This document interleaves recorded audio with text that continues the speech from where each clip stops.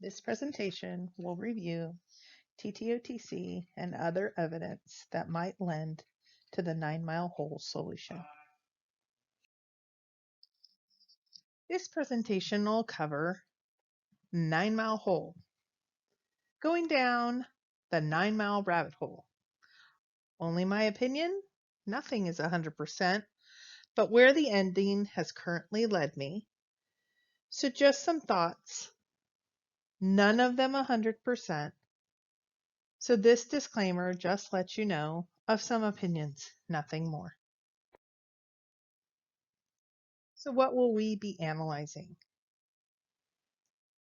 There are some quotes and references in TTOTC. There are some scrapbooks to discuss, and then other materials, other books, quotes, and miscellaneous content that all ties to the theory of 9-mile hole being the possible ending. Just to get everybody on the same page, here's the post-it note version of the solution for the general area of 9-mile hole. WWWH is Madison Junction. Canyon is Madison Canyon. Put in is 9-mile hole. Below the home of Brown is the fishing hole at 9-mile. No place for the meek is where you have to wade across Madison River. No paddle up your creek is the dry creek. Heavy loads and water high, not entirely sure. If you've been wise and found the blaze is a tree with a marking, and then looking down is the bottom of the tree where the nook was where the treasure chest existed. The asterisks are where we have acknowledgement and confirmation. So step one, let's begin it with the book, TTOTC. On page 6 of TTOTC, Forrest says, my mind stays at about 13. This would lend to the notion that 9-mile hole is a possible solution, because we know at that time he was taking his summers up and spending time as a fishing guide, and we know that he was at 9-mile hole during that time. Page 45, the chapter is titled In Love with Yellowstone. This gives us a general idea of where his heart was, his special place being in Yellowstone. Also on page 45, Forrest says, I absolutely love that place, and along the rivers I could find the best agate rocks for making marbles, referring to Yellowstone. He loved that place. On page 61, Forrest said, I knew enough to be still and watch the trees. Is this a reference to the blaze? I think so. Then, of course, there's some not so subtle hints. Yellowstone Park, 1942, with all the fish lined up. And then a picture of his father at what we call Fenn Rock at 9-mile hole.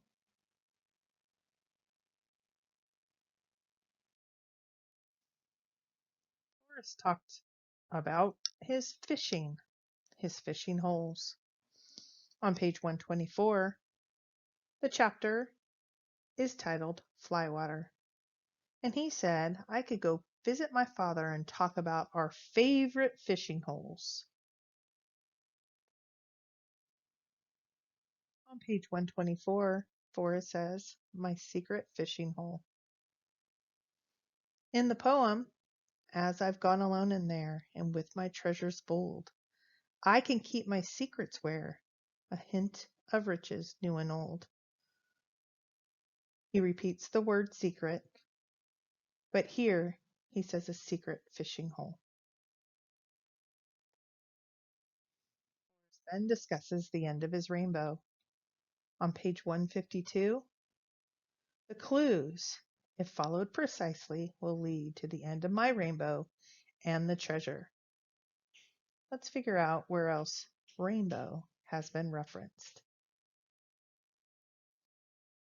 But first, in that Flywater chapter on page 125, those great places, which were personal secrets to me then, are now busy with the flourish of fishermen and women who cast a midge or floating canvas upon those same waters, never knowing I had been there, or even caring yes or no.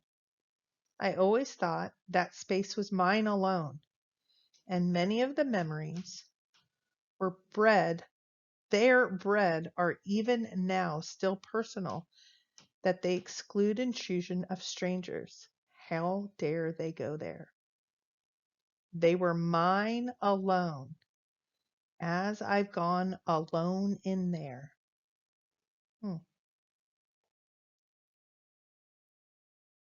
The same Flywater chapter, page 125. He talks about the Flywater book.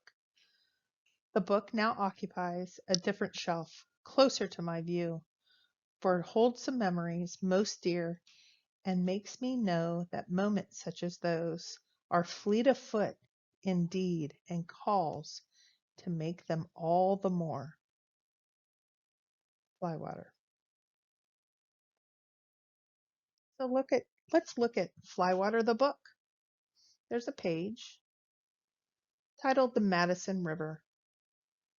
To be suddenly connected through a rainbow arc of rod and run of line to something as purely wild as God's own trout produces astonishment at the cellular level, and, at least for a moment, blurs the border between man and nature.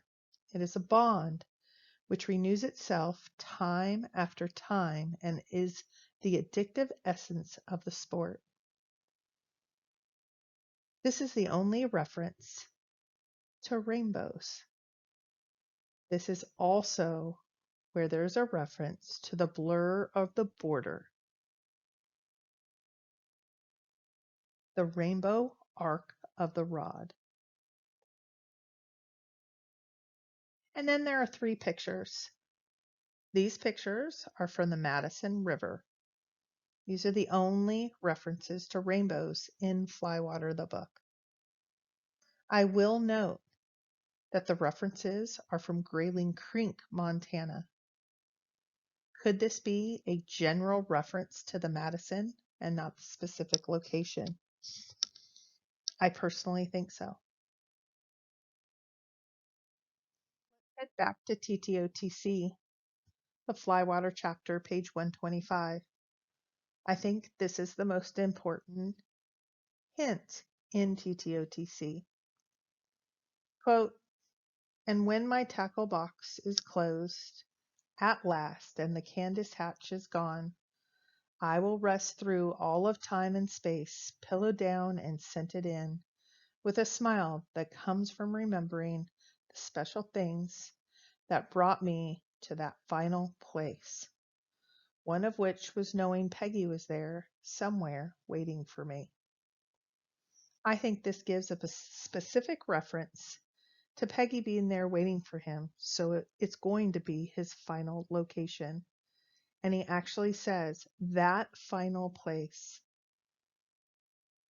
But then he's referencing when my tackle box is closed at last.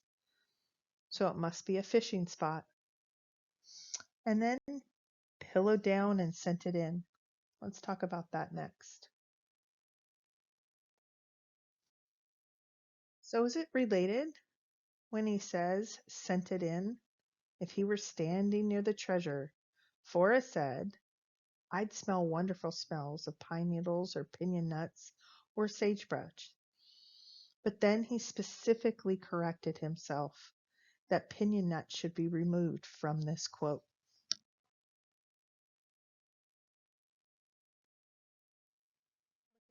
Page 146 of TTOTC. Forrest told Jolowicki this is the most important chapter, where the man is looking up with marble gaze, perhaps at the blaze, and the blaze being a tree.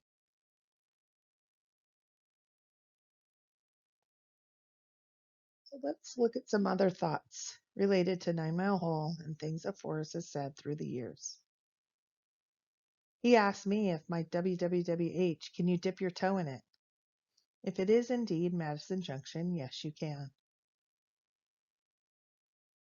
I asked, is the canyon actually named? And he said, I cannot answer. That's too much of a clue. Madison Canyon would definitely be too much of a clue. John from the flip side asked, is a water crossing necessary? And he would not answer. With all the searcher deaths and safety issues, if there wasn't a water crossing necessary, I think he would have said so. But logic would tell us that since there was, you have to wade across the Madison, that is the reason that he would not answer. Finally, when I gave him my Nez Perce solve, he said, but wait, where's your WWWH to your canyon? And I said, the first battle versus the second battle. And he said, that's not contiguous.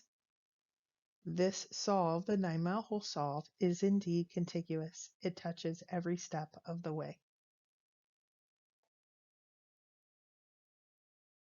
So with what has been laid out, could Forrest have a secret fishing location that is his most special place? I don't think it's even a stretch to say, of course, yes. And the family connection with 9 Mile Hole. We now see with Marvin's fishing log, it reveals Forrest would race to the spot as it only allowed for one fisherman to fish it at a time, as he went alone in there.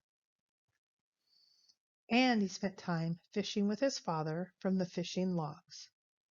But also, Shiloh indicates that he spent time with his grandfather fishing this spot. Could this be hint of riches new and old? Perhaps.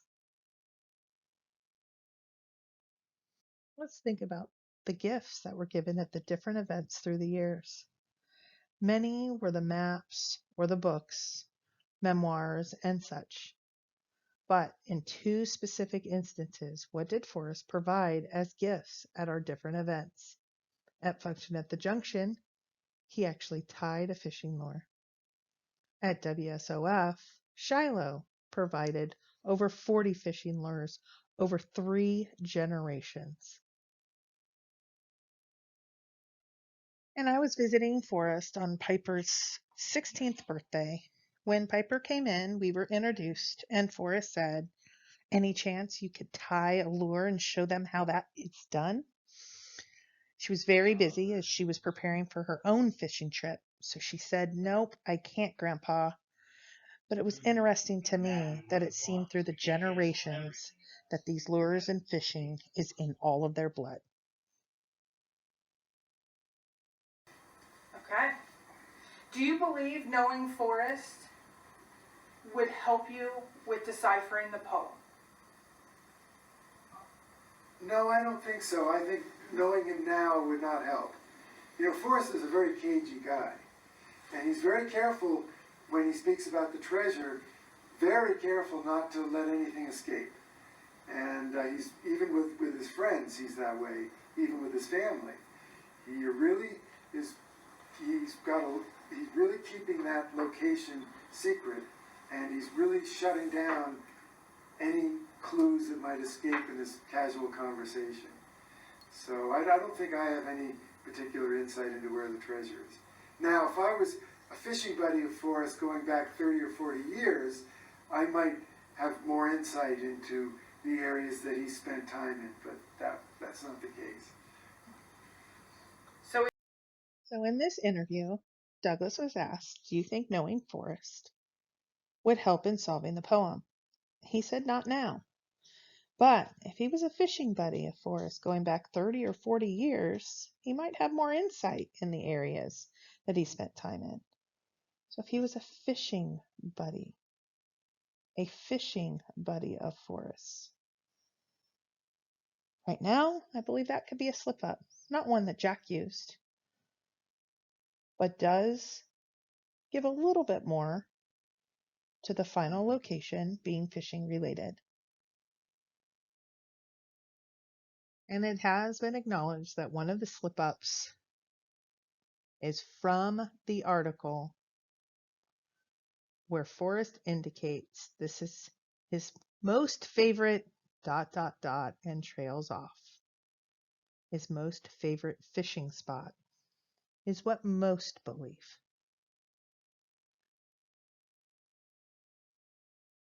And of course, it fits.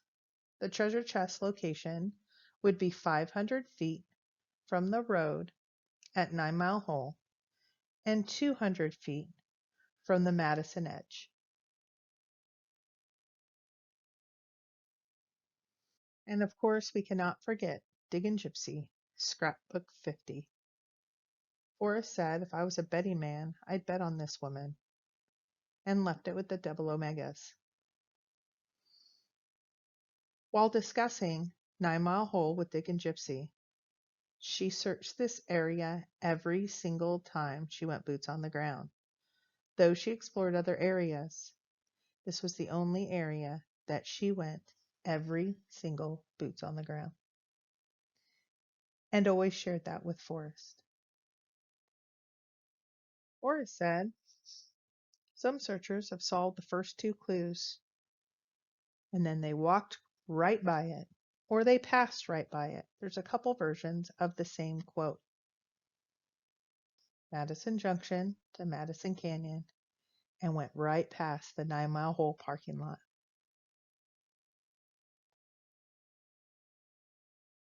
So how deep is a hole, as Forrest would always ask? 9 mile?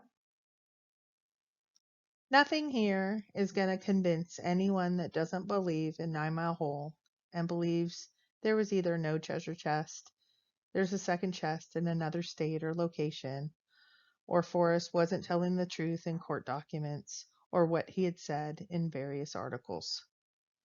This is just maybe a little bit more confirmation that 9 Mile Hole may be where the treasure chest was located, and nothing more. Thanks for watching.